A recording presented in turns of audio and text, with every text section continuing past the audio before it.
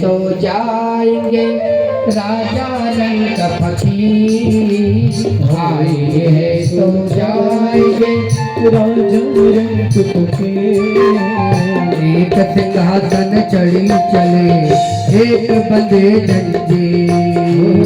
एक सिंहासन चढ़ी चले एक बंदे जंजीर। चलती चक्की देख कर दिया कबीरा रो। चलती चलती देख कर दिया कबीरा रो। दो पाटन के बीच में साबत बचान को। दो पाटन के बीच में साबत बचान को। हाड़ जले जो लकड़ी और केस जले जो घास। हाड़ जले जो लकड़ी और केस जले जो घास। सब जग जलता देख कर गए कबीर उदास। सब जग जलता देख कर गए कबीर उदास। आए हैं तो जाएंगे राजा रंग फकीर। आए हैं तो जाएंगे राजा रंग फकीर। एक सिंहासन चढ़ी चले एक बंदे जंजीर। एक सिंहासन चढ़ी चले एक बंदे जंजीर। बोले जगदम्बा मैया की जय। इसलिए प्रसेन को सिंह ने मार डाला और सिंह को जामवंत ने मार डाला। भगवान पर कलंक लग गया और जब भगवान पर कलंक लग गया तो सोचने लगे क्या करें। द्वारका में चर्चा होने लगी। अतलोक मुखोद्गीर्णा वदन्ति पुरे भवता कृष्णेन निहतो नूनम पड़सेनो मणिलुप्तना। भगवान कृष्ण ने ही प्रसेन को मार डाला। भगवान पर कलंक लग गया। भगवान मनी मन दुखी हुए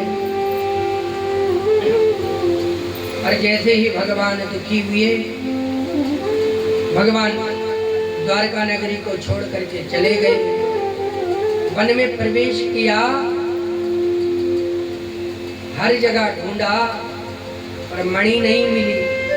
और जब मणि नहीं मिली आगे गए तो एक सिंह मरा हुआ देखा। पर सिंह के पास भी ढूंढा पर सिंह के पास भी मणि नहीं मिली। भगवान ने जामवंत के जब पग चिन्ह देखे तो उन पर भगवान आगे बढ़े और जैसे ही जामवंत की गुफा में भगवान गए सो जामवंत भगवान को युद्ध के लिए ललकारने लगा। जामवंत के साथ भगवान का युद्ध होने लगा। 27 दिन तक युद्ध चला पर न भगवान जामवंत को हरा पाए और न जामवंत भगवान को हरा पाया। कई दिन हो गए भगवान नहीं लौटे तो वसुदेव जी को चिंता होने लगी और कहा मेरा बेटा कहाँ चला गया होगा। तो नारद जी प्रकट हो गए और जैसे ही नारद जी को देखा तो आंखों में आंसू आ गए।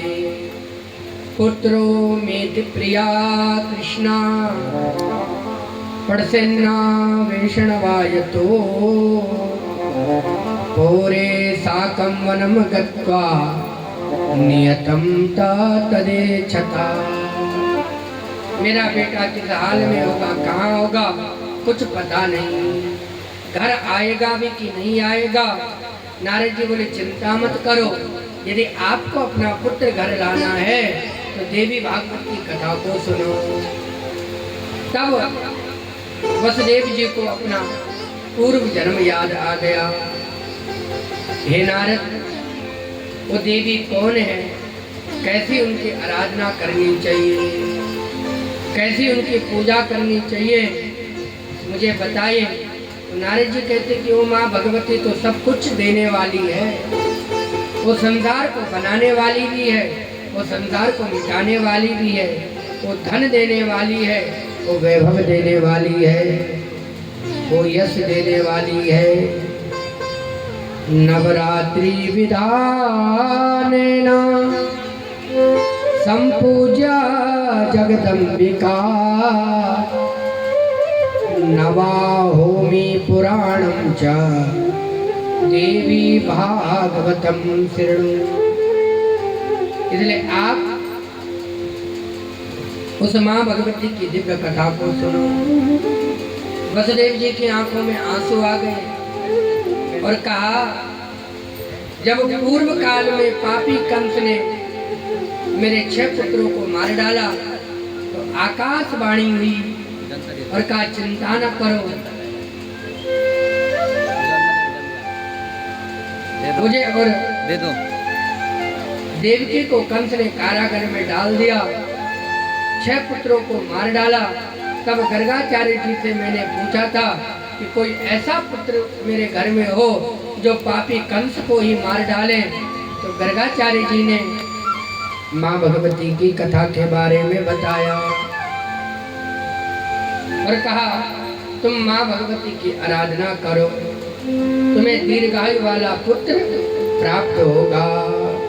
हे नारद जी, आप ही मुझे देवी भागवत की कथा को सुनाओ। तब नारद जी ने वसुदेव जी को 9 दिन तक देवी भागवत की कथा सुनाई। इधर माँ भगवती के प्रभाव से जामवंत का बल क्षीण होने लगा और जामवंत भगवान के चरणों में गिर पड़ा और कहा, आप कौन हो? संसार में कोई ऐसा नहीं कि जो मुझे हरा पाए, जो मुझे मार पाए, और मेरा बल आपके आगे क्षीण हो गया। भगवान बोले, पहचान। जामवंत बोले, प्रभु पहचाना तो नहीं। तब भगवान ने कहा, जामवंत, मैं त्रेता का राम हूं, कृष्ण बनकर के आया हूं। तुम्हारे मन में बड़ी इच्छा थी कि मैं युद्ध करूं, पर मैं मर्यादा पुरुषोत्तम बनकर के आया, इसलिए वो इच्छा तुम्हारी पूरी नहीं कर पाया। वही त्रेता का राम कृष्ण बनकर के आया है। आज मैंने तुम्हारी इच्छा पूर्ण करी। अब ऐसा काम करो, मणि हमको दे दो। जामवंत बोले, प्रभु चाहे प्राण चले जाए पर मणि तो देने वाला नहीं, क्योंकि हमारे कुल परंपरा का एक नियम है कि जो वस्तु बेटी को एक बार दी जाती है उससे वापस नहीं मांगी जाती। प्रभु, आप कृष्ण रूप में बहुत सुंदर लगते हो, और एक बार हमको राम रूप में भी दर्शन करा लो। तो भगवान राम रूप में प्रकट हो गए। और तब जामवंत ने कहा, हे प्रभु, इस जीव आत्मा का उद्धार तभी होता है जब इसका संबंध परमात्मा से जुड़ जाता है। इसलिए मैं चाहता हूँ कि आप मेरी बेटी का पाणी ग्रहण संस्कार करो और मेरी बेटी को वर्ण करके दहेज में इस मणि को ले जा लो। तो भगवान ने जामवंती से ब्याह किया और दहेज में मणि लेकर के भगवान द्वारका में आ गए। द्वारका नगरी में जब भगवान आए तो सत्यराजित को बड़ा दुख हुआ। कहा, हमने भगवान पर अब कलंक लगाया, अब ये समाज हमको छोड़ेगा नहीं, क्या किया जाए? तो भगवान के चरणों में गिर पड़ा और कहा, हे परमात्मा, अब आप ही उद्धार करो।